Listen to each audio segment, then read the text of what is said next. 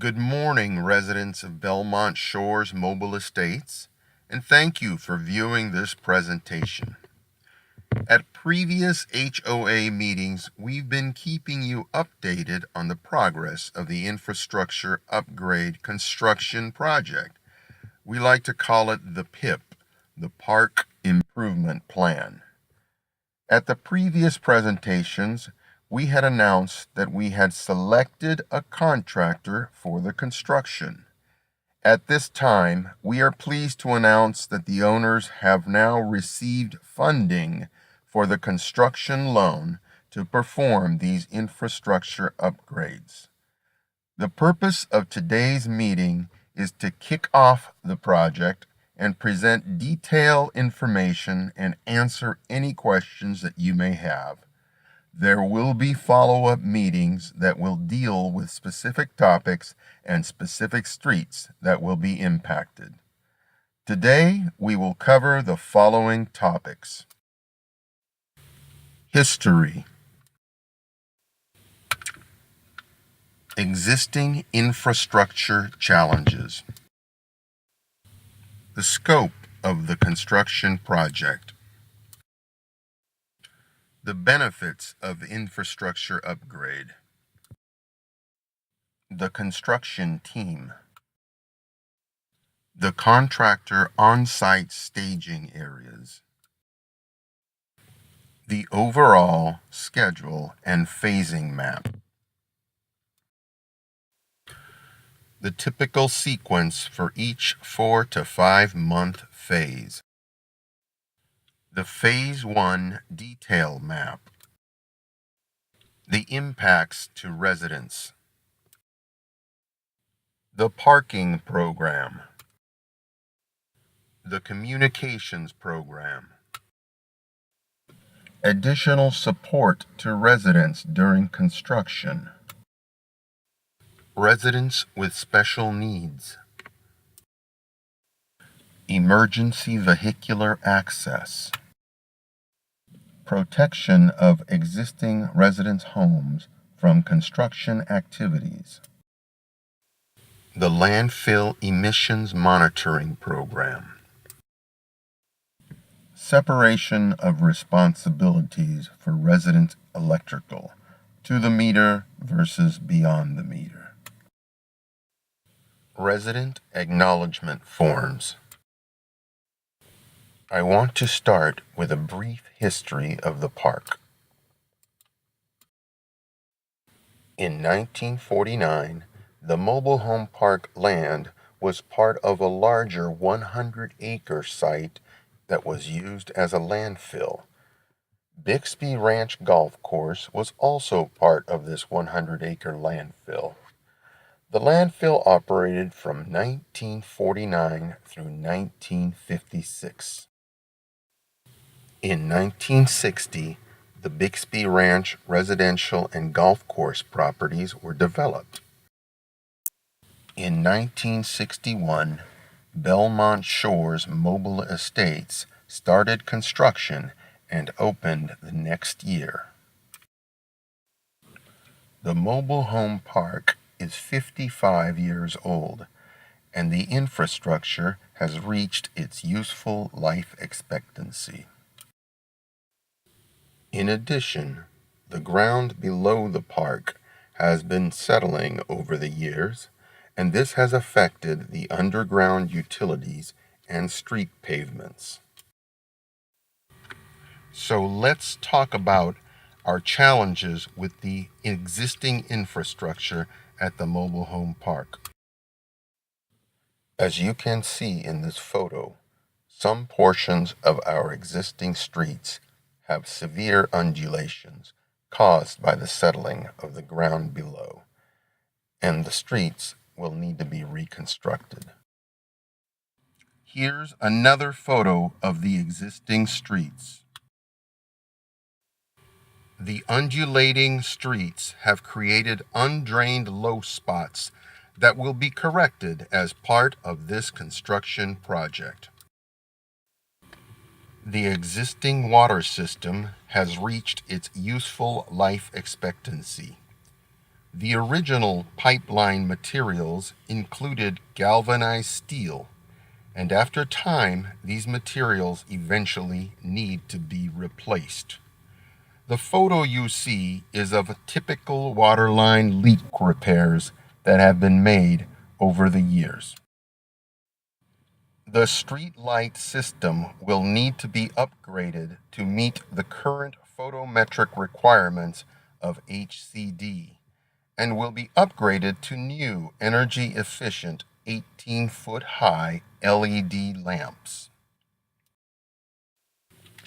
Living alongside the ocean is a wonderful experience for residents.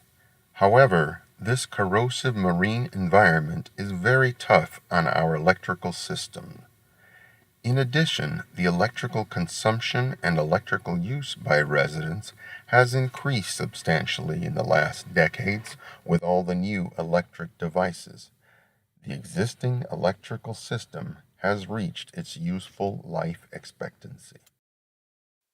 The existing electric meter pedestals at each home are typically 50 amp services.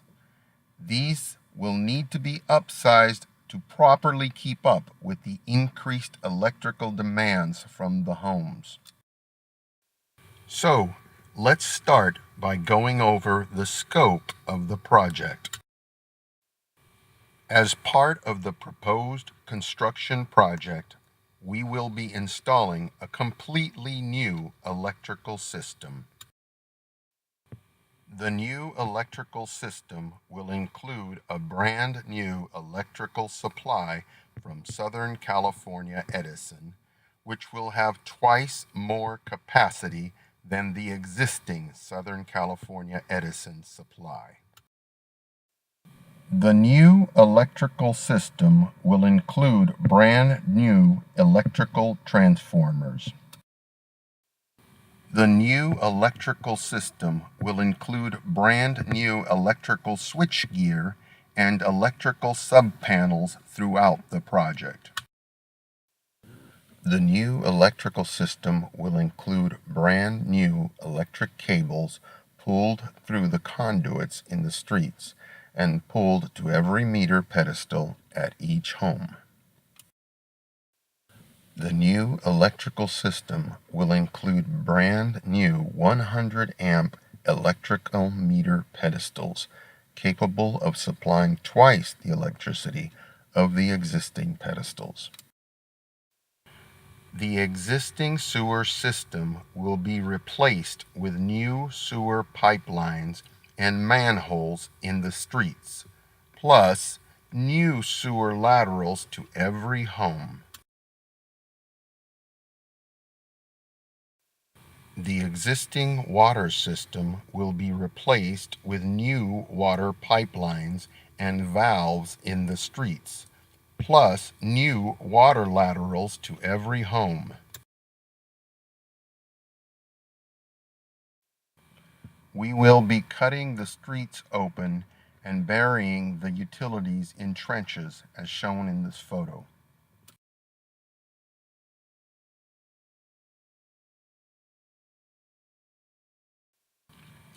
The new water system will include new fire hydrants spaced at intervals to allow the fire department to quickly access water in an emergency. The existing storm drain system will be replaced with new storm drain pipe and manholes in the streets.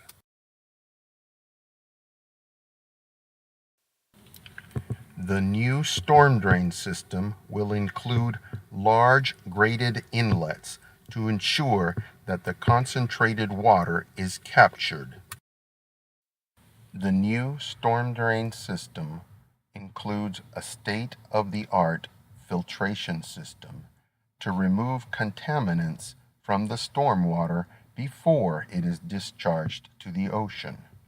The new filtration system was approved and permitted by the California Regional Water Quality Control Board and the California Coastal Commission as part of the local coastal development permit that was issued. Within the new streetscape, 18-foot high street lights will be installed, and they will be fitted with LED lamps for energy efficiency. Along Marina View Drive, the street lamps will be modified to include shields that prevent stray light from obstructing the beautiful nighttime marina views you have here at the park. The new sewer and storm drain systems will include large modern pump stations with multiple backup pumps to assure a reliable, trouble-free operation.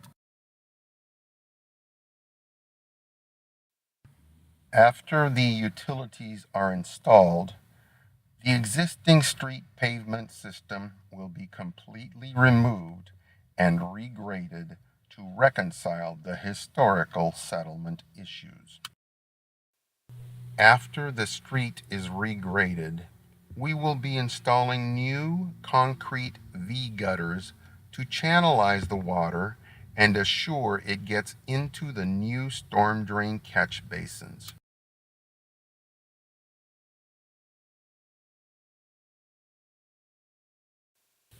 After we have installed the concrete V-gutters, we will commence the asphalt paving operations in the newly graded streets.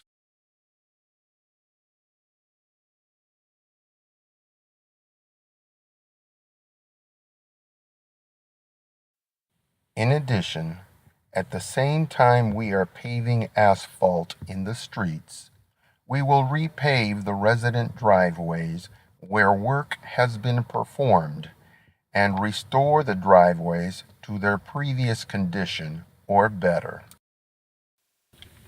Our landscape architect has designed a beautiful new landscaping plan for the park to beautify and enhance the park. Over 30 new trees will be installed, along with new turf grass, planters, and complete new irrigation system. The proposed infrastructure upgrades provide substantial benefits to the community. Benefits include improved reliability of the electrical system. Benefits include increased capacity of the electrical supply to each resident. The new 100 amp electric meter pedestals will allow residents to run large air conditioners if desired. Benefits of the project include improved site safety with the installation of 133 LED street lights. Benefits include improved roadway drivability by softening existing severe roadway undulations. Benefits include a water system with excellent water pressure and water flow. Benefits of the new storm drain system means that storm water flooding will be minimized. Undrained low spots in the street will be eliminated, and the storm water will be filtered before it goes into the ocean. Benefits of the new sewer system will include new modern pump stations which will provide a more reliable sewer system.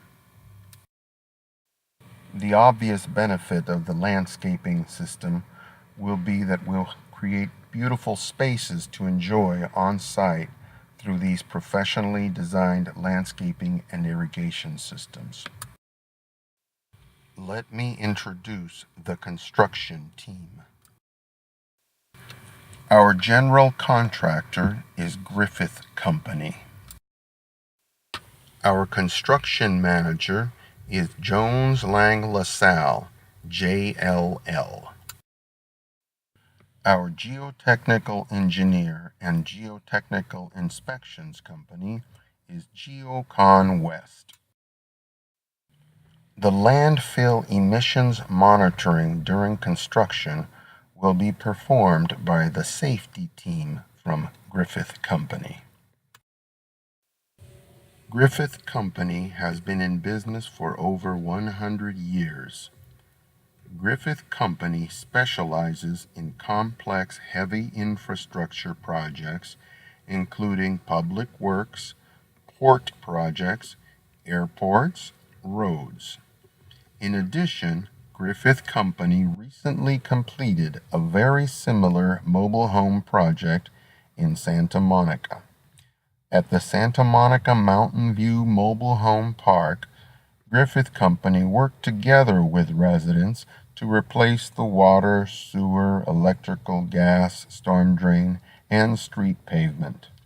We expect Griffith to successfully complete our project based on their experience at this Santa Monica Mobile Home Park.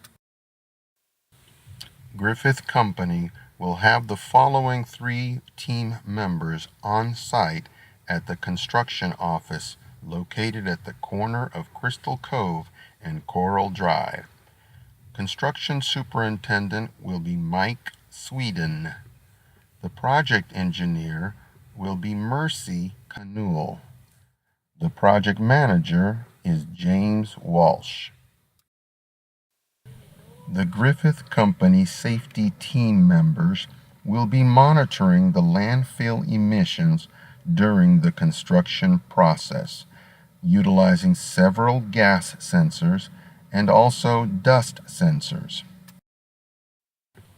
The other Griffith Company on-site member will be the concierge, who will be driving the multi-seat golf cart, assisting residents as needed to facilitate access into and out of construction zones and accessing the off-site parking.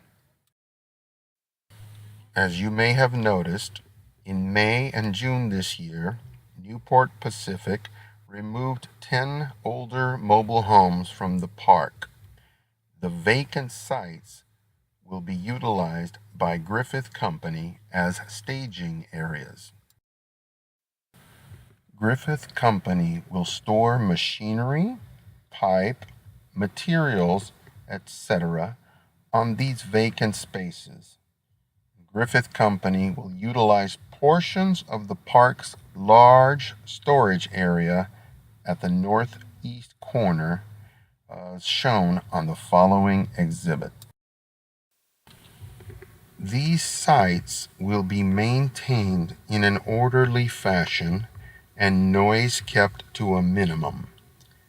In addition, the park's large storage area at the northeast corner will be the primary dirt stockpile area for any spoils that need to be stored on site.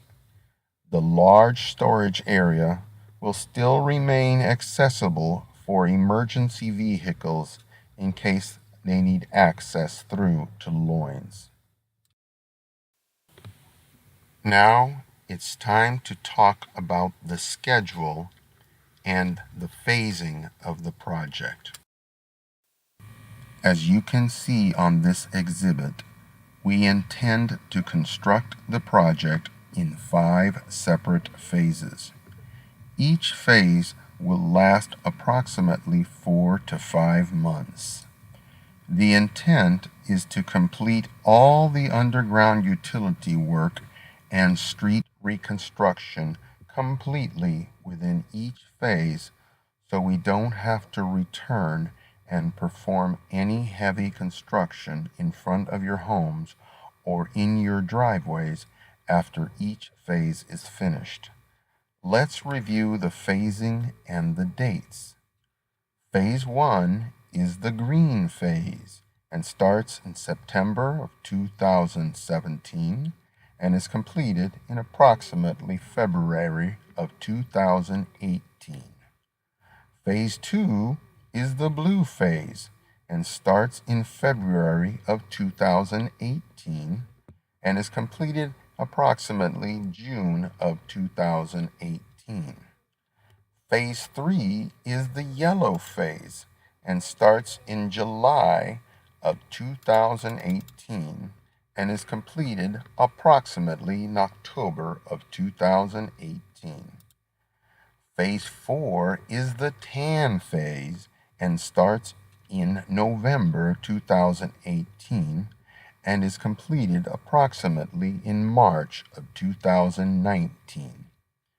Phase 5 is the magenta phase and starts in April of 2019 and is completed approximately in July of 2019. The final landscaping and the final transfer of all water, electrical, and sewer services to each home will start in August of 2019, and the contractor should be completely off the site by October 2019. Let's review the typical sequence for each phase. Again, each phase will last approximately 4 to 5 months. During month number 1, month number 2, and month number 3, the contractor will install all underground utility conduits plus some above-ground utility equipment such as fire hydrants and street lights and transformers, etc. In addition, during these first 3 months, the contractor will install service laterals in each resident's driveways. Those laterals are water, sewer, and electrical. Starting around the 4th month, the contractor will perform the street reconstruction. In this 4th month, the contractor will remove all existing asphalt, regrade the streets, construct concrete V-gutters, install asphalt pavement in the streets, and repair and restore the resident driveways, asphalt or concrete or pavers. The most important thing to note is that at the completion of each phase, no further excavations will be performed in the streets nor in the residents' driveways, and the streets will be completely paved at the completion of each phase. The week of August 28th, we will be contacting all the Phase 1 residents to conduct follow-up meetings to discuss the street-by-street implementation of the work in Phase 1. Phase 1 will take the longest time to complete as it involves the installation of more backbone infrastructure than the other phases. Let's go over the impacts to residents from this construction. You can expect that certain streets will be completely closed from 8 a.m. to 5 p.m. on Mondays through Fridays. And sometimes on Saturdays, the roads might be closed from 8 a.m. to 12 p.m. In all cases, the resident command center will be notifying you of which streets will be closed with sufficient time and sufficient notification. At some point in the first 3 months of each phase, we will start entering into your driveways to excavate and install the new utility laterals that will serve your homes. You can expect significant construction noise and some dust from the heavy machinery that will be working in the streets and in your driveways. You can expect to feel some ground vibration from the heavy machinery that will be working in the streets and your driveways. When we start excavating, we are expecting that there might be some minor emissions from the old landfill. In regular testing of the landfill gases over the last few years, the methane levels have not indicated any significant changes. Griffith Company's safety team will be monitoring the methane levels and will comply with the Air Quality Management District permit with regards to any work stoppage or any mitigation of the situation. The most significant impact will be the need for residents in the impacted streets to relocate their cars out of the driveways before 8 a.m. each day. We are expanding on-site parking stalls and have identified off-site parking opportunities on Bixby Village Drive adjacent to the golf course. All residents in the impacted streets will need to move their vehicles out of the driveways each morning. If you choose to leave your vehicle in the driveway after 8 a.m., you will not be able to exit the driveway until 5 p.m. All resident driveways will be reopened at 5 p.m. each day. The contractor will provide steel plates across each driveway by 5 p.m. each night to allow residents to access their driveways at the end of each working day. Residents may move their vehicles to designated on-site parking areas with a parking pass. Residents will be sent a parking pass request form to obtain parking passes for 2 vehicles per home.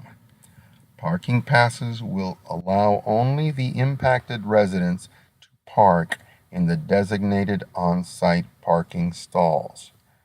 Parking passes must be visible on the dashboard or rearview mirrors, otherwise vehicles will be subject to towing.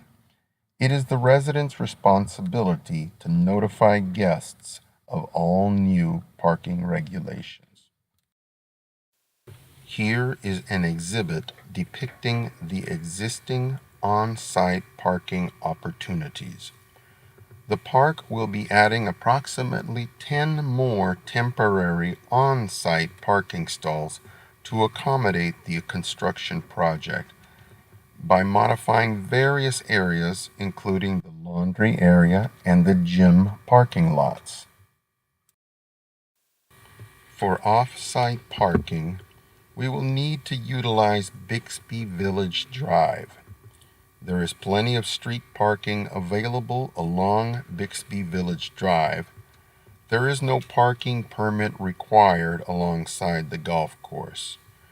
The Resident Command Center will assist residents by providing the golf cart concierge service over to the off-site parking areas on Bixby Village Drive.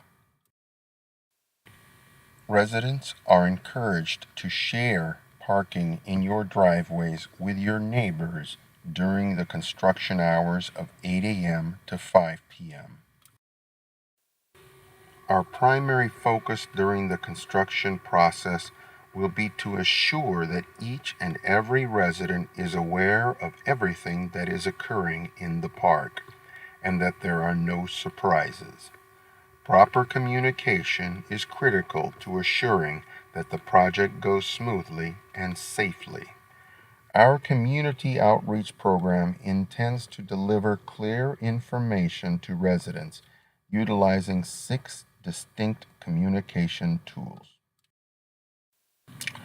The 6 methods of communication to residents consists of number 1, the Resident Command Center, number 2, open meetings for residents with the construction team, number 3, the website, number 4, phone calls directly to residents, number 5, in-person meetings at each resident's homes, and number 6, certified mail. As you may know, Griffith Company has mobilized their construction office to the vacant lot at the corner of Crystal Cove and Coral Drive. The Resident Command Center will be your first point of contact for any questions regarding the construction logistics, etc. At the Resident Command Center, your primary point of contact should be Mercy Canul, the project engineer. Between 8 a.m. and 5 p.m., residents can visit Mercy in person or call 562 342 6890. After 5 p.m., please call the mobile home park after hours operator, as usual, for any matters that come up. The Resident Command Center will distribute relevant, timely flyers to each resident. The Resident Command Center will post notices and maps at laundry, gym, construction trailer, and the clubhouse. In addition to the Resident Command Center, communication method number 2 will consist of conducting extensive direct open meetings with residents. Monthly meetings open to all residents will be held to update all residents on the progress and identify resident issues. Neighborhood kickoff meetings will be held prior to the commencement of construction in each street. We will be also conducting Saturday morning look-ahead meetings in the neighborhoods to confirm the proposed impact areas for the forthcoming week. Additional special meetings will be conducted as necessary to assure that residents are informed of all activities. The third method of communicating with the community will be through the park's website via the resident portal. The website will be a library source of all the communications, including the following: all written notices and flyers issued by the Resident Command Center, meeting minutes of residents' meetings, PowerPoint presentations such as this presentation, video recordings of pertinent resident meetings, including this kickoff meeting. At times throughout the project, the Resident Command Center will utilize the one-call phone message notification system to spread the word. This will be in addition to the physical flyer distribution. In some cases, especially for residents with special needs, the Resident Command Center will be knocking on your door and meeting face-to-face to clarify issues and answer questions. Finally, the sixth method of communication will be utilized for residents that may not be living at the property full-time. From time to time, we will be sending certified mail communications to some residents as necessary.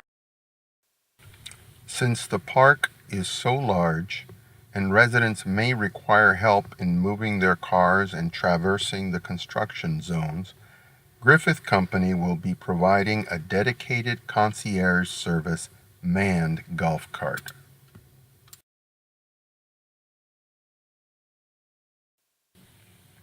Between 7 a.m. and 5 p.m., the concierge will transport residents as required to on-site parking and off-site parking and assist residents in navigating through the construction areas. As you know, we have many residents with special needs in the park. The Resident Command Center has a detailed list of every resident's special needs, broken down by those that are homebound with caregivers, those that are immobile, those with motorized wheelchairs, residents with heart machines, residents with oxygen machines, those with pets. The construction team is sensitive to anyone with special needs and will provide additional coordination to assure sensitivity to your needs. An important consideration in this mobile home park is the availability of emergency vehicles to access residents within the construction zones. The construction team has spoken with the fire department and paramedics and will be coordinating strategies to permit emergency vehicle access during construction hours from 8 a.m. to 5 p.m. and possibly on Saturdays from 8 a.m. to 12 p.m.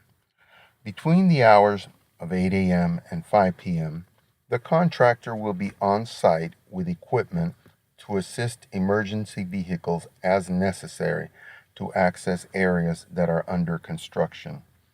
At the end of each workday, the contractor is required to return the streets to the conditions that permit emergency vehicular access after 5 p.m. each day.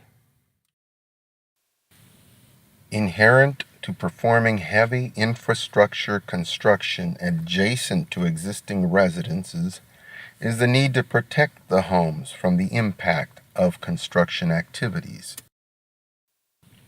To minimize the potential for damages to the home, the contractor will be providing number one, plastic sheeting to protect homes from the construction debris. In addition, the contractor will be providing temporary plywood as necessary to protect existing homes. We will be performing a photo inventory for each phase prior to the commencement of construction activities to document the existing condition of each home prior to commencement of construction. We fully intend to oversee the situation as much as possible to assure that the contractor performs responsibly. In the event that some damage occurs, claims for damage to existing resident homes will be dealt with quickly and fairly by the park management and by JLL. As we have mentioned previously, there is a possibility that during the excavations, some landfill emissions may be released. The permit with the South Coast Air Quality Management District stipulates exactly how the monitoring must be conducted and what procedures to take if the methane levels exceed the permitted levels.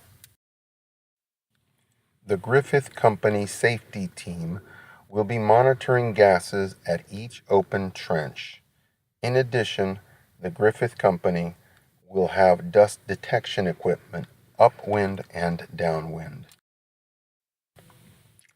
Griffith Company's monitoring team will be utilizing portable monitors in the vicinity of the trench excavations. A copy of the Air Quality Management District permit is available for review.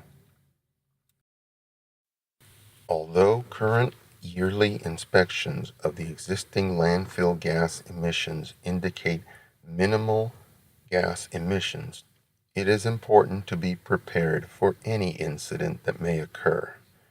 In the case of a gas emissions incident, residents may be asked to move away from the source spot of the emissions and possibly gather in 3 contingency locations, either the clubhouse, the laundry and gym areas, or the storage area at the northeast corner.